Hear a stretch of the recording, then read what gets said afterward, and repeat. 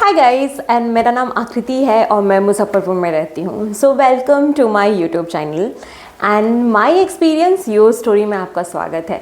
पिछली वीडियो में मैंने बताया था कि मुझे ऑटो इम्यून डिजीज़ है और ये मुझे कैसे पता चला, कब पता चला, मैंने कुछ भी नहीं बताया था। सो आज हम इस वीडियो में बात करने वाले हैं मेरे ऑटो इम्यून डिजीज़ के बारे में और मुझे ये कैसे पता चला और इसके पीछे क्या चीज़ें होती है जो ऑटो इम्यून को अफेक्ट करती है।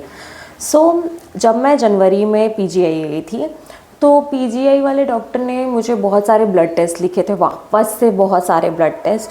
और वो सारे ब्लड टेस्ट देने के बाद मैं जब गई पीजीआई जनवरी में तो डॉक्टर ने मुझे एक दिन पूरा वेट कराया। और ये मैं इसलिए बोल रही हूँ कि जब आप किसी चीज़ के लिए वेट करते हो ना कि ये रिज़ल्ट आने वाला है, तो उस चीज़ को आप बहुत शिद्दत से जानना चाहते हो कि आपको हुआ क्या है। तो जब मैं पीजीआई वाले शाम को डॉक्टर से मिली तो उन्होंने मुझे बोला कि आपको ऑटो इम्यून डिज़ीज़ है। ऑटो इम्यून डिज़ीज़ एक तरह का डिज़ीज़ होता है जिसमें आपकी खुद की बॉडी की अच्छे सेल्स को मार देते हैं।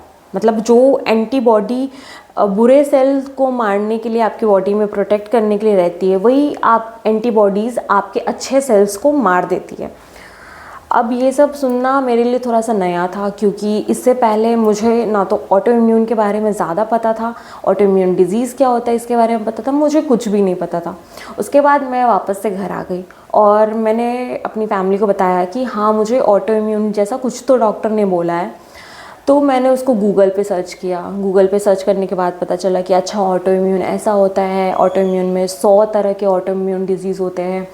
और मुझे फिर जाके पता चला कि ऑटो इम्यून एक मामूली बीमारी नहीं है। इट्स लाइक कि आपको कुछ भी हो सकता है। ऑटो इम्यून को अगर आपको प्रिवेंट करना है ना, तो आप सिर्फ एक चीज़ कर सकते हो, जो कि स्ट्रेस कम ले सकते हो। और मेरी ज़िंदगी में स्ट्रेस कम हो जाए ऐसा हो नहीं सकता। मेरी ज़िंदगी में स्ट्रेस ही स्ट्रेस चल रहा था उस वक्त, और अभी भी चल रहा है, और पीछे भी चल रहा था, आगे भी चल रहा है। फ्यूचर का मुझे पता नहीं, बट ऑटो इम्यून मुझे फाइंड आउट हुआ, मुझे डायग्नोस हुआ कि मुझे ऑटो इम्यून डिज़ीज़ है। और फिर क्या था, मुझे इतना स्ट्रेस हो रहा था। मुझे अभी भी ऑटो इम्यून डिज़ीज़ है।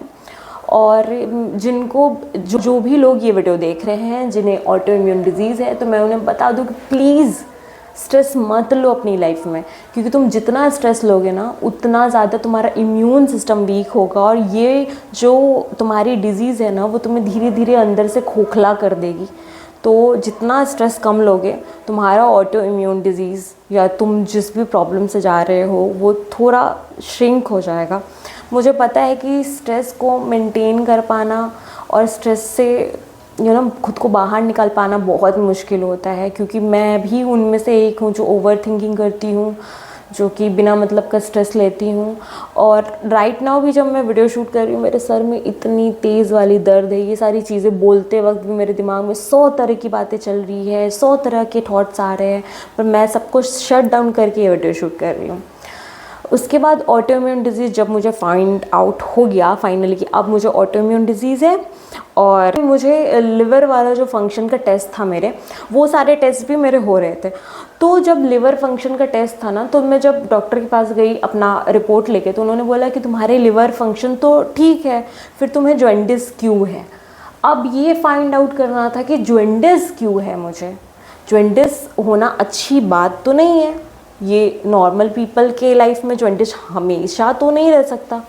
तो जॉन्डिस के लिए उन्होंने बहुत सारे टेस्ट कराए, बहुत सारे खून दिए, मैंने बहुत सारे जांच वगैरह दिए। मेरे पास नेक्स्ट डेट पे उन्होंने बुलाया कि अब आकृति तुम इस डेट पे आना। और देखो, पीजीआई का सिस्टम क्या है ना, कि अगर तुम वहाँ उस हॉस्पिटल में जा रहे हो, तुम समझ लो कि तुम्हारा 1 सप्ताह तो उस जांच के प्रोसेस में ही जाएगा, क्योंकि बहुत लोग होते हैं गाइस, बहुत लोग होते हैं। हॉस्पिटल जाना और सर्वाइव करना बहुत मुश्किल है। रोज़ रोज़ अगर तुम हॉस्पिटल जा रहे हो, तुम अपने आप को इतना बेबस महसूस करोगे कि तुम सोच भी नहीं सकते हो।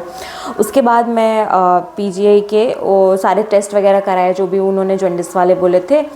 तो जॉन्डिस का टेस्ट कराते कराते रिज़ल्ट आया, तो डॉक्टर ने मुझे बताया कि मुझे गिलबर्ट सिंड्रोम है।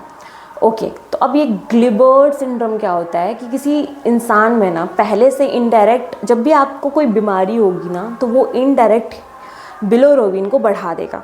इनडायरेक्ट बिलोरुबिन हमारे बहुत सारे फंक्शंस कंट्रोल करता है, और आपकी बॉडी के इम्यूनिटी को स्ट्रॉन्ग रखता है, आपके लिवर फंक्शन को अच्छा रखता है। बट मेरे केस में बिलोरुबिन हमेशा ज़्यादा आ रहा था। इस वजह से मुझे इतनी प्रॉब्लम हुई कि मुझे ऐसा लगता था कि ये कब ख़त्म होगा, ये जॉइंटिस जो चल रहा है 1 साल से, कब ख़त्म होगा।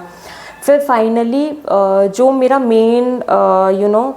मेन प्रॉब्लम था वो था इंडोमेट्रियल ओवेरियन सिस्ट। जी हाँ, इंडोमेट्रियल ओवेरियन सिस्ट क्या होता है ये हम अगली वीडियो में बात करेंगे। बट इस वीडियो में मैं आपको बता देती हूँ कि इंडोमेट्रियल ओवेरियन सिस्ट छोटी मोटी बीमारी अगर आप समझ के इसे इग्नोर कर रहे हो तो ऐसा कभी मत करना, क्योंकि ये बहुत बड़ी बीमारी है और ये लड़कियों से रिलेटेड है। तो लड़कियां, अगर तुम ये वीडियो देख रही हो तो प्लीज़ अपने पीरियड्स पेन को नॉर्मली मत समझो, अपनी गाइनों से मिलो, अपनी बॉडी के बारे में जानो कि तुमसे ज़्यादा तुम्हारी बॉडी को कोई नहीं समझ सकता। और इसी के साथ मैं इस वीडियो में आप लोगों को देखने के लिए बहुत बहुत थैंक यू बोलती हूँ और मेरे इस जर्नी में आप लोग बने रहें। आपसे मैं मिलूँगी मेरे अगले ब्लॉग में, तब तक के लिए नमस्कार, बाय बाय।